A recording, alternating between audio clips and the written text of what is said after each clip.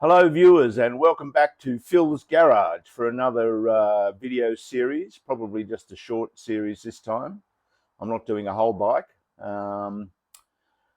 One thing that might have changed, you may notice, is that hopefully the audio is better. I've been looking back at some of my older videos and realized that the audio in some cases was pretty bad. So sometimes quite hard to hear what the hell I'm talking about. So I managed to get myself a wireless microphone. So hopefully that will make your viewing pleasure a little bit better.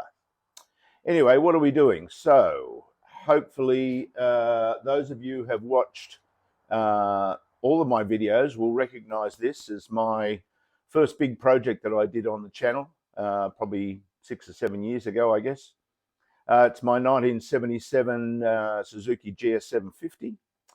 It was a great project. It's a great bike, and I love it. And it looks good, but there's always been one thing that really annoyed me about this bike, and that is the paint job on the petrol tank. There's some bubbling up around the top of the tank, which I tried to fix twice by sort of sanding it back and redoing those little bits, or sanding it back and redoing the whole top part of the tank above the stripes there.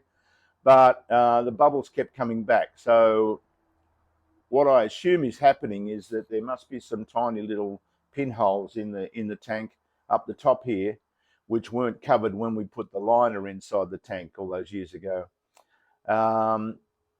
So, I mean, it's okay, but it just annoys me when you're riding your bike, you look down and you can see it. So I didn't really want to fiddle around with this tank too much. I just wanted to leave it on the bike. So I thought, if I can find a reasonably priced petrol tank for a GS750, I'll buy that and see if I can get that back to a level where it's looking good and has a good paint job and is sealed properly. So, every now and then I go onto eBay or Marketplace and have a bit of a look. So I was on there the other night, and there's a place down in Adelaide in South Australia that had two petrol tanks, two GS750 petrol tanks. Now, they're pretty rough, but, still something that can be resurrected and made to look, as good as this or even better. So there was two choices, quite reasonably priced. I think it was about $280 shipped, arrived here. So compared to some of the other ones that I've seen online, overseas, etc., that's quite a good price. The one I chose has the fuel tap in it and has the flap. I don't think there's any key, so we'll have to get into the tank and have a look inside it. But yeah, that's what this little video series is going to be all about. Just the process of getting an old tank and fixing the inside, fixing the outside, and getting it looking quite good, that it can replace this one, and then maybe I'll sell this one. So let's get on with it. And the tank should be here next week sometime. So fingers crossed it arrives in one piece and is not too bad. So as you can see, there are a few little bubbles and things, like there, there. There's another bit just there, underneath here. There's a few sort of around here. So yeah, I've tried to fix those a few times by sort of even respraying the top half of the tank. But I think the issue is that there must be some tiny little pinholes underneath there that weren't covered up with the when we did the tank liner. And so when you put fuel in there and gets a bit of pressure, then it sort of blows out underneath the paint. So that's the problem that I'm trying to fix. Several days later. All right, well, this morning I got a text quite early saying that this was going to be delivered. By the time I'd got up, it had already been dropped over the front fence, over the front gate. So it's arrived. So not expecting too much. As I say, it's quite rough, but the basics are there. So I think we can get it to the point where it's looking at least as good as that, or better, which is the whole plan. So let's open this up. As I say, I chose the one that had the petcock, because those original Suzuki petcocks are the best ones.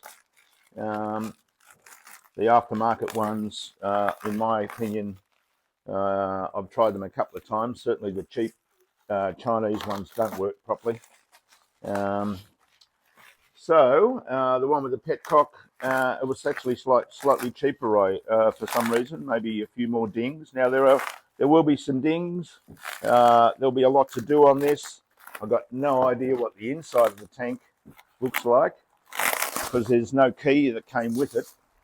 So I presume that the people who sold it haven't looked inside the tank. So who knows what's inside there, but as you've seen on other videos, we've got ways of fixing major problems inside these things. So let's see what's inside when we get the cap off. And fingers crossed, it might be all right inside, but I doubt it. Most of these old tanks are rusted inside. If it's rusted, that's not too bad.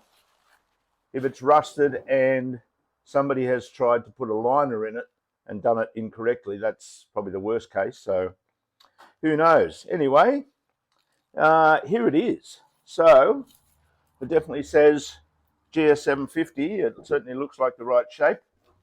There's a few dings here and there. Ooh, bit of rust there on the outside. So not looking too good for the inside of the tank, but anyway, it's a little project that we will get through, and there's nothing that can't be fixed. So as you can see, it's got the fuel tap there, which is the original Suzuki one. That's sort of lock solid, but we'll probably be able to get that working again. As I say, there was no key came with it, so we'll have to deal with that. So the first thing I'll do, might as well try the key that I have for my bike and see if that actually opens the cap.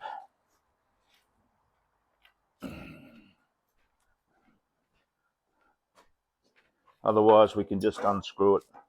Oh, there you go. That actually opened, so that's pretty interesting. That key works.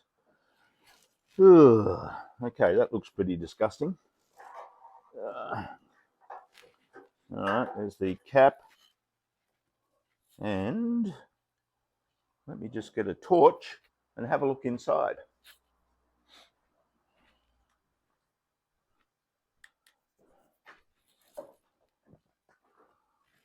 Wow. That actually looks really good inside. That's surprising. That's very tiny little speckles of surface rust, but that looks very, very clean. So that's good news. That's a lot less work to be done. So I just need to work on the outside now. So we'll take the fuel tap off and have a look at that. But yeah, that looks very, very good. So yeah, great success. Well, I'm not sure whether you'll be able to see this, but we'll see. So there's the torch in there, and you can see that that looks like bright metal. So the inside of this tank is really good. So the key opened the little flap, and the inside of the tank looks good. So yeah, so far 2 wins. All right, well, let's start taking off a few of these bits and pieces that need to come off. So First take off this little flap,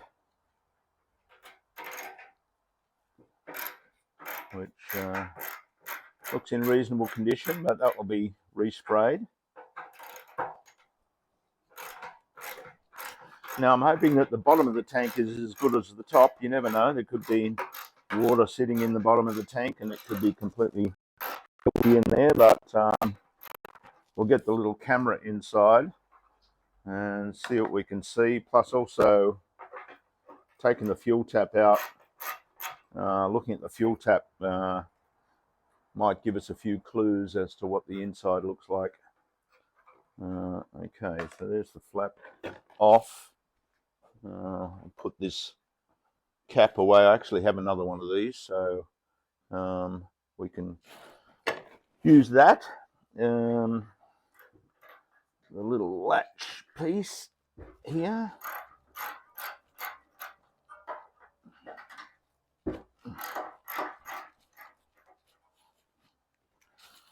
So yeah, happy so far. It's funny, as I say, I would just every few months I just go onto eBay and have a bit of a look and see if there was anything. And yeah, the other night there's two at this place down in Adelaide, so that was handy. And as I say, quite reasonably priced. All right, so that's those bits. Yeah, we'll take the emblems off as well, but let's get this petcock off.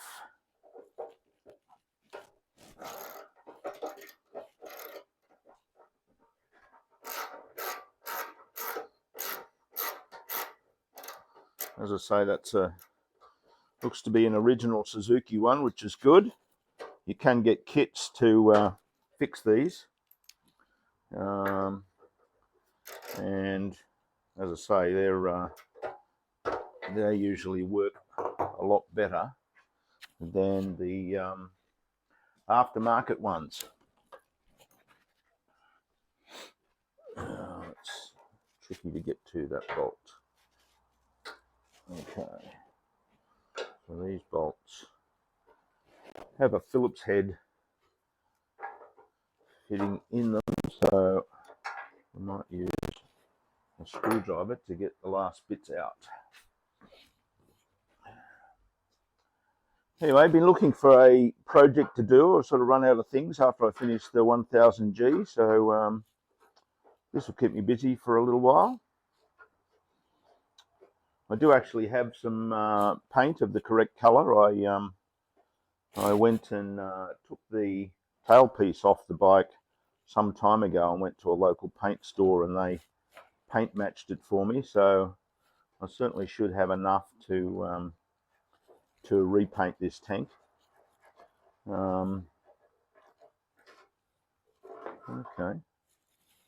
that doesn't look too bad. Let's have a look in there. And once again, that looks really clean in there, like just bare metal. So yes, that's very good. Very good. Very happy with that, because I thought I would have to go through that same process. Those of you who watched the 1000G video will see all the process that I had to do to get that one clean, with the liner inside that had collapsed and then all the rust, etc. So, but this one looks very good. Now let's see if we can get these little little emblems on the side look in pretty good condition too. But we'll see if we can get those little M4 screws out, which may be rusted in. So yeah, that one's coming.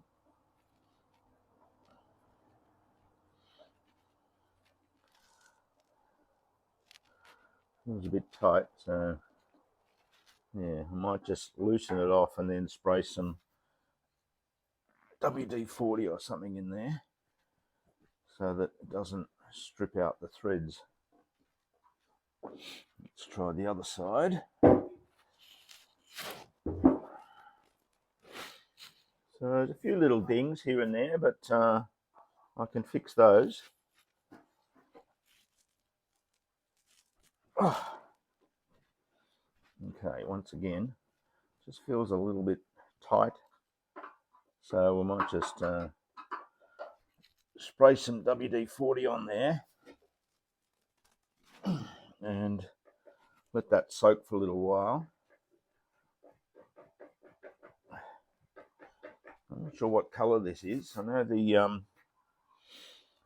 the sky blue that I've got on that bike was the Australian colours. There was a sky blue, and I think there was also an orange. But this looks like there was a darker blue that was sold in the US. So this might be that colour, but with all the crap all over it, it's a bit hard to tell what colour it is at all. All right, let's get some WD-40 and spray a bit of that on there.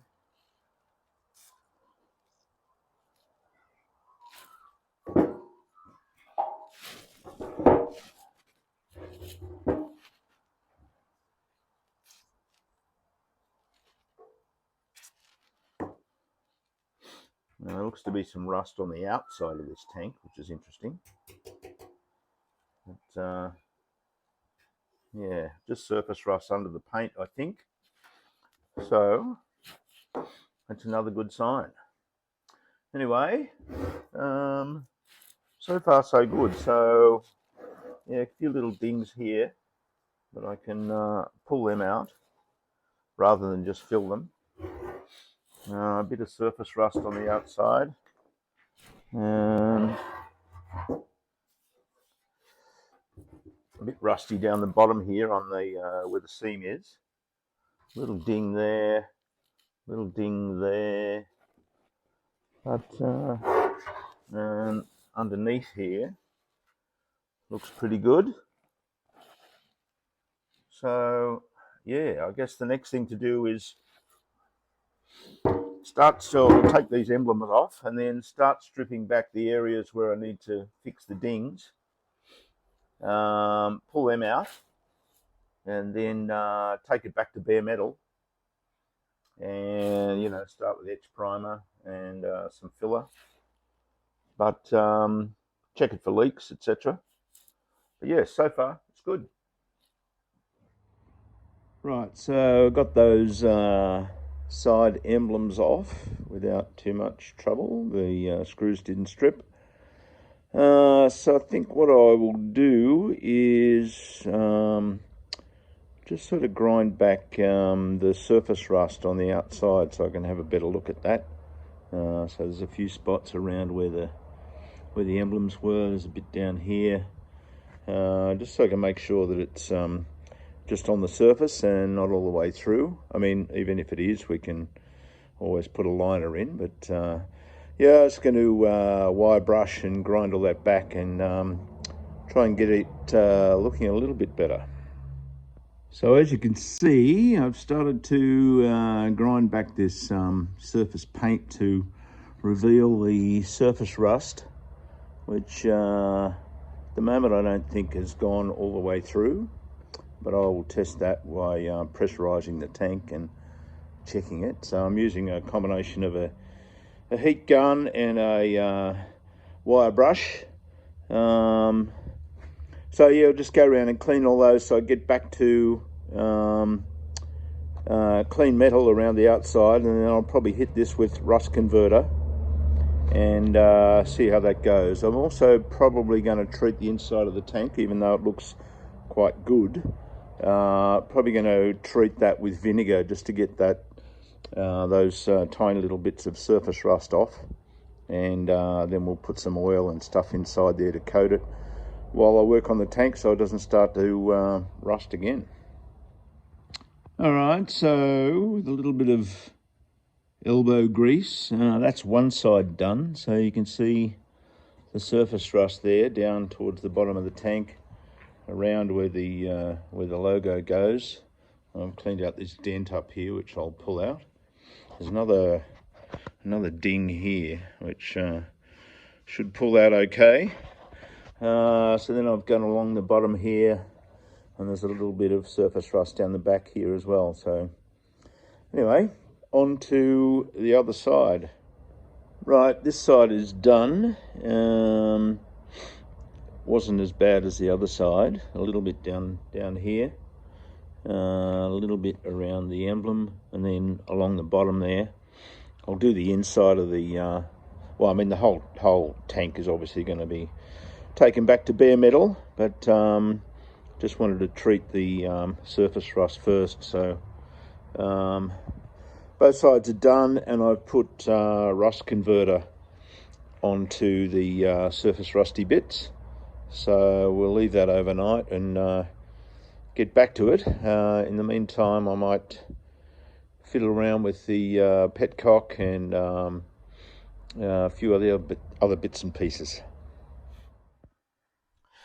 Now, even though the inside of this tank looks really good, I'm still going to do a little bit of rust treatment. So basically just using vinegar. So put that in the tank for say 24 hours. And that should kill off any surface rust in there. Like there's tiny little specks of surface rust, so not too much to worry about, but just thought I might as well do it. So I've only managed to get 10 litres of white vinegar. So we might have to do two steps in this process. So let's just put the 10 litres in that I've got. Now I've plugged up the petcock hole just with a plate and a bit of cork gasket that I made. So hopefully there shouldn't be any leaks, really, because theoretically there should be no pinholes in here. But that's another reason for doing this, is just to see if there's any leaks. Because if vinegar can get through it, then certainly petrol will. There's 4 litres.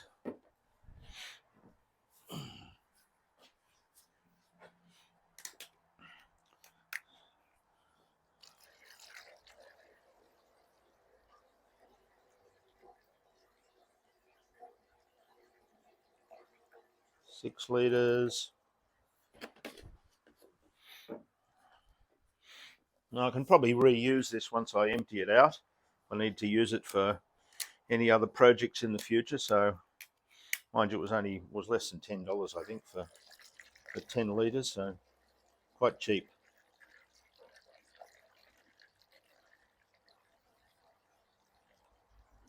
So I'll let this sit on the bottom of the tank, and then tomorrow I will put the fuel cap on and turn it upside down so we get all the surfaces of the tank covered.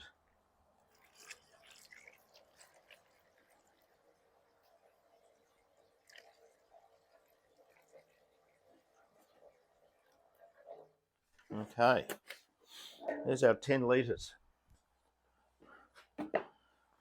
So as I say, we'll let that. Looks like my little plate for plugging up the tap hole is dripping.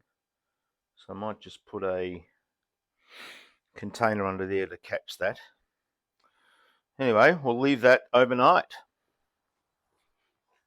Okay, viewers, this is probably a good place to stop part 1 of this tank restoration. Quite happy with the tank that turned up. Bit rough on the outside, but quite good on the inside, so that's a plus. So there's nothing on the outside that we can't deal with. So we'll continue on with that. We've got the vinegar inside, so we'll just treat that a little bit, and then put some WD-40 in there to stop it rusting inside while we work on the outside of the tank. But yeah, so far so good. It's looking good, I think. So I think the audio on these videos is working better with this microphone. There's a few little crackles here and there, but still sort of working out where to put put the microphone, etc. But generally, I think the audio quality is a bit better from what I can tell. So thanks for watching. Thanks for watching Phil's Garage. If you like the video, give us a thumbs up or even subscribe. And we'll see you in part 2 of this tank resto in the next video. Bye for now.